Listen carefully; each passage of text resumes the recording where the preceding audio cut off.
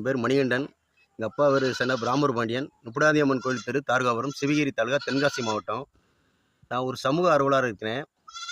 இதில் வந்து வாசுதேவநல்லூரை சேர்ந்த தங்கப்பழம் என்பவர் சுப்பிரமணியன் மகன் தங்கப்பழம், தங்கப்பழத்துடைய மகன் முருகேசன். இவர்கள்லாம் பார்த்தீங்கன்னா கல்வி நிறுவனம் அப்படின்னு சட்டக்கல்லூரி இப்படிலாம் கல்வி நிறுவனம் நடத்தி வராங்க. கல்வி நிறுவனத்தில் பார்த்தீங்கன்னா விவசாயத்துக்கு போகிற மறுகால் உடை சர்வே நம்பர் 582 மறுகால் உடைய மெத்தி ரோடாக ஆக்கி போட்டிருக்காங்க. அதை வந்து உயர்நீதிமன்றத்தில் பொதுநல வழக்கு மனுதாராக நானே ஆசராகி வழக்கு நடத்தி வருகிறேன். பின்னர் வாசுதேவநல்லூர் பழைய பேருந்து அருகில் பெத்த நாதீஸ்வரர் பெத்த நாகியம்மன் என்ற திருக்கோவில் உள்ளது. அந்த திருக்கோவில் நிலத்தை இவர் போலியாக பத்திரம் போட்டு பிளாட் போட்டு விற்பனை செய்து வருகிறார். இதை நான் கண்டுபிடித்து மதுரை உயர்நீதிமன்றத்தில் பொதுநல வழக்காக தொடர்ந்து அந்த வழக்கில் மனதார நானே ஆசராகி நடத்தி வருகிறேன்.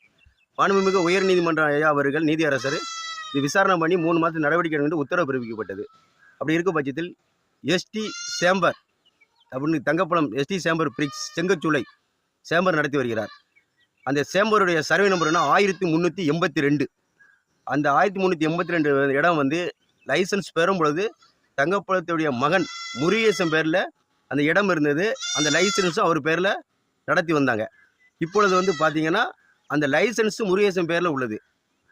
ஆனால் அந்த இடம் வந்து மகா பேரில் இப்போ எழுதி வச்சு செங்கச்சூள் நடத்தி வராங்க. அப்படி இருக்கும் பொழுது சர்வே நம்பர் 1382 அவர் சொந்த பட்டா இடம். அதே சர்வே நம்பர் பக்கத்தில் 1381 வந்து ஆற்று புறம்போக்கு நிலம்.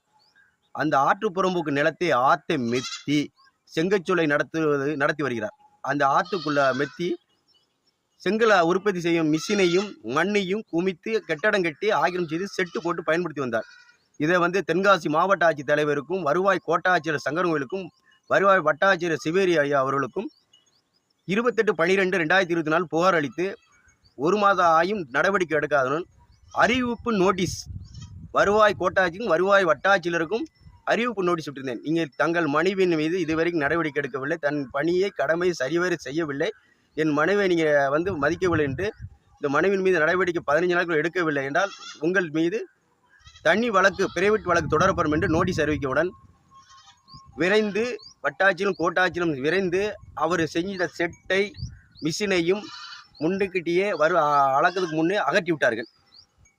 அகற்றி விட்டவுடனே இந்த ஓடைகளை தோண்டவில்லை, எனக்கு ரிப்போர்ட் கொடுக்கவில்லை. இதை மனதில் வைத்துக்கிட்டு அவருக்கு ஓடையை தோண்டினா அவருக்கு பெரிய இழப்பு ஏற்படும், சமூகத்தில் அவர் அசிங்கப்படுத்திட்டோம் என்ற நோக்கத்தில் என்ன 13/2 அன்று இரவு 7:30 மணி வாசலூருக்கு சென்று என் வீட்டுக்கு செல்லும்போது அவருடைய வண்டி வாகன ஓட்டி டிரைவர் அவர் பேர் வந்து கனி நினைக்க சுப்பிரமணியாபுரம் அவர் என்ன ஃபாலோ பண்ணார். நான் காவல்துறைக்கு சொன்னேன், நான் சும்மா நிற்கணும்னு சொல்லிட்டு நான் புகார் கொடுக்கல விட்டுட்டேன். இன்றைய தேதியில் வாசுதேவநல்லூருக்கு ஒரு பதிவு தபால் அனுப்பிட்டு 2:50க்கு நான் வாசலூர் கீழப்பச்சாலிருந்து என் ஊருக்கு செல்லும் பொழுது 2 நபர்கள் அறிமுகம் தெரியாத 2 நபர்கள் எக்ஸில் வந்து தென்னங்கல்ல சைடில் வச்சுருக்காங்க. அப்போ வாசலூர் பெரிய கோயிலுக்கு கிழக்கு சைடு வரும்போது என்னை இடிக்கிற மாதிரி வந்தாங்க. நான் சுலோ பண்ணிட்டேன். மறுபடியும் அதை ஓவர்டேக் பண்ணி நான் போகும்பொழுது வாசலூர் ஒயின் ஷாப் அரச மது கடை பக்கத்தில் வந்தவுடனே என்னை மறித்து தென்னங்கண்ணை அடித்து என்னை வந்து அடித்த உடனே நான் மறித்து என்ன திட்டங்கள் என்னை கொள்ளுவதற்கு முயற்சி செய்தார்கள். நான் உடனே பக்கத்தில் இருக்கிற சவுண்டு கொடுத்த உடனே அவர் நின்றுக்கிட்டார். நான் வண்டியை எடுத்து காவல் நிலையத்துக்கு போனேன். என்னை பின்னால் விரட்டி வந்தார்கள். விரட்டி வந்து உடனே நான் காவல் நிலையம் சொல்லி காவல்துறை வரும்போது இல்லை.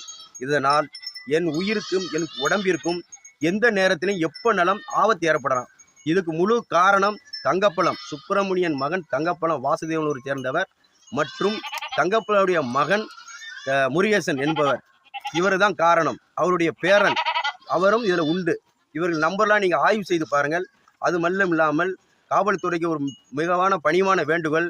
இவர் நான் சொல்ல வேண்டிய உண்மைகளை வாசுதேவனூர் ஒயின் ஷாப் அரசு மது கடைகளை உள்ள கேமராவை ஆய்வு செய்து பாருங்கள். எந்த டயத்தில் வந்து நீங்கள் வந்து 18ஆம் தேதி 2வது மாதம் 2025 2:50 நீங்கள் ஆய்வு செய்ய ஒயின் ஷாப்புடைய கேமரா ஆய்வு செய்து பார்த்தால் அந்த நபரை வந்து தாங்கள் கண்டுபிடிக்க முடியும். அதனால் அவர் மீது நான் இப்பொழுது நிலைமையில் புகார் கொடுக்க முடியாத சூழ்நிலை. காரணம் என்னவென்றால் நான் சென்னை பசுமை வாரி திட்ட உயர்நீதிமன்றத்துக்கு செல்ல வேண்டியிருப்ப காரணத்தால் இப்பொழுது புகார் கொடுத்து இந்த பதிவு செய்கிறேன். என் உயிருக்கும் உடம்பிற்கும் முழு ஆபத்துகள் ஏற்படும். எந்த நேரத்தில் எந்த பாதிப்பு வரும். முழு காரணம் தங்கப்பழம் சுப்பிரமணிய மகன் தங்கப்பழத்துடைய மகன் முருகேசனுடைய மகன். இவர் தான் முழு காரணம்.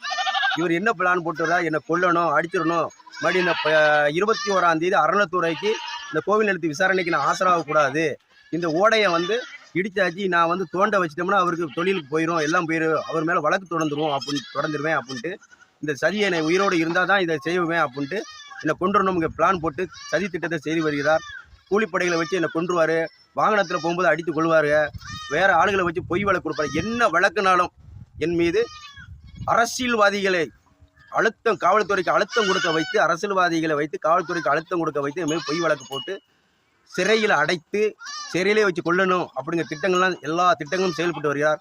ஆகையால் சமூக ஆர்வலர்களே, பொதுமக்களே, இல்லை சொந்தக்கால உறவுகளே, இந்த சமூக மக்களே எனக்கு முழு ஆதரவு கொடுத்து பாதுகாப்பு கொடுங்கள். காவல்துறைக்கும் தமிழக அரசுக்கும் ஒரு வேண்டுகோள், இந்த சம்பவத்தை பொது மக்களிடம் விசாரணை செய்யுங்கள்.